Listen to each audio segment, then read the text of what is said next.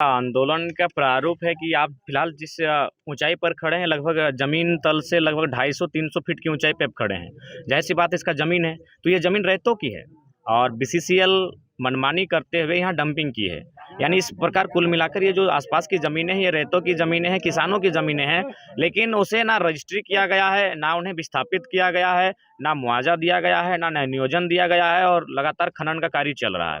खनन का कार्य भी चल रहा है। हमारे गाँव में इसका प्रदूषण का दुष्प्रभाव पड़ रहा है। लगातार हमारे जो लोग हैं वो प्रदूषण के कारण काफ़ी प्रभावित हो रहे हैं और बाकायदा हमारे गाँव की सब्जियों का रंग देखें तो माने प्रदूषण के कारण प्रभावित हो चुका है। हमारे बरामदे, हमारे घर की खिड़कियाँ, हमारे घर के छत, बल्कि जो हम लोग कपड़ा भी पसारते हैं वो अब बाहर नहीं पसारते हैं, पंखे के नीचे हम लोग घर के भीतर ही पसारते हैं। इस प्रदूषण के साये में हम लोग जी रहे हैं। तो इसीलिए ग्रामीणों की मांग है कि प्रदूषण पर नियंत्रण हो। चूँकि जो भी कंपनी अगर कुछ कार्य करती है तो प्रदूषण के मानकों का, मापदंडों का अनुपालन करती है। दूसरी बात सबसे माने महत्वपूर्ण ये है कि हमें रोज़गार मिले। रोज़गार मतलब नियोजन मिले और एक अच्छी मुआवजा मिले, ताकि हमें एक अच्छा जीवन यापन इसलिए करें क्योंकि ज़मीनें हमारी है। हमारी ज़मीनों के नीचे खनिज संपदाएँ हैं। अतः हम अगर राष्ट्र की उन्नति के लिए अपने जमा पूँजी को गिरवी रख देते हैं। जमा पूँजी का मतलब एक किसान के लिए जमा पूँजी उसका खेती होता है। जब उसको कुछ नहीं दिखता है तो खेती के माध्यम से अपना जीवन यापन करता है, अपनी जीविका उपार्जन करता है। तो जब हम अपनी सारी जमा पूँजी जो आज मोटा-मोटी अगर हम लॉजिक के दृष्टिकोण से बात करें तो हड़प्पा सभ्यता के आस-पास से लगभग खेती हो रही है। उससे पहले लोग खानाबदोश थे संभव, तो 4000 साल से ये खेत हमारे थे, जोत-कोड़ करते थे, इस पर हमारा फसल उगाते थे। उस जमा पूँजी को हमने भारत सरकार या फिर उसके अंतर्गत आने वाली इकाइयों को खनन के लिए दिया, ताकि उस खनन से जो कोयला की निकासी होगी, उससे राष्ट्र निर्माण में हमारा योगदान होगा। तो जब राष्ट्र के योगदान में हम अपना सारा चीज़ खो चुके हैं, सारा चीज़ बर्बाद कर चुके हैं, तो कम से कम राष्ट्र का भी बदले में ये कर्तव्य बनता है कि हमारी उन्नति कैसे हो, हमें सुरक्षा कैसे मिले, हमारा जीवन आगे कैसे चले, उसके लिए हमें एक अच्छी मुआवजा मिलनी चाहिए। एक अच्छी मुआवजा मिलनी चाहिए ताकि हमारा भरण-पोषण हो सके। हमें यहाँ कार्य मिलना चाहिए, चूँकि ये क्षेत्र हमारा है, यहाँ जब हम खेती करते थे, आज हमें नौकरी करना चाहिए। तो इसलिए इन्हीं मांगों के साथ हम लोग धरना पर बैठे हैं। धरना पूरी शांतिपूर्ण है, लेकिन दुर्भाग्य का विषय है, कल बमबारी की गई है, प्रशासन की मौजूदगी में की गई है, तो लोकतंत्र के देश में, लोकतांत्रिक देश में कहीं न कहीं सवाल चिन्ह खड़ा होता है। अच्छा, ये बताइए यहाँ कितने लोगों का अभी मुआवजा या नियोजन बाकी है? देखिए बहुत संख्या में लोग हैं जिनका मुआवजा बाकी है और जिनको नियोजन की मांग आज अटकी हुई है।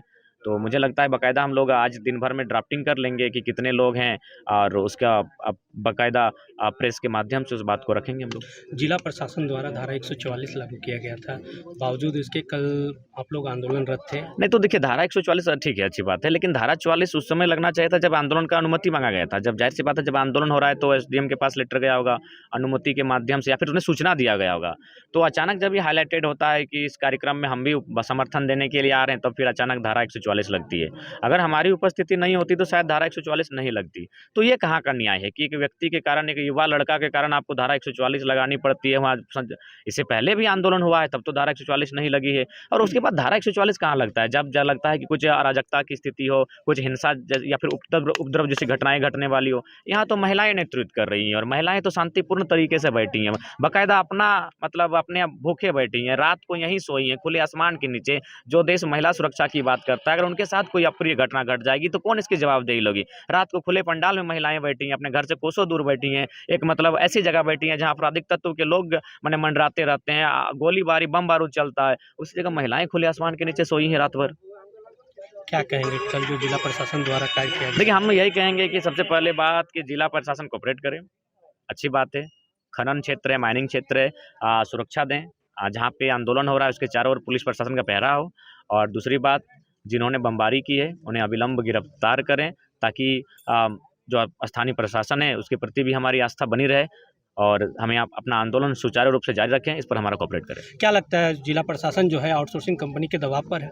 संभावना है, पूरी संभावना है। आउटसोर्सिंग कंपनी का मतलब दिल्ली तक चंदा, तो फिर स्थानीय थाना प्रभारी तो कोई उनका सामने स्टैंड ही नहीं बनता है। क्योंकि कल पुलिस मौजूद थी जिस समय बमबारी हुई है और ग्रामीणों के ऊपर बमबारी की गई है, कोई भी अप्रिय बड़ी घटना घट सकती थी।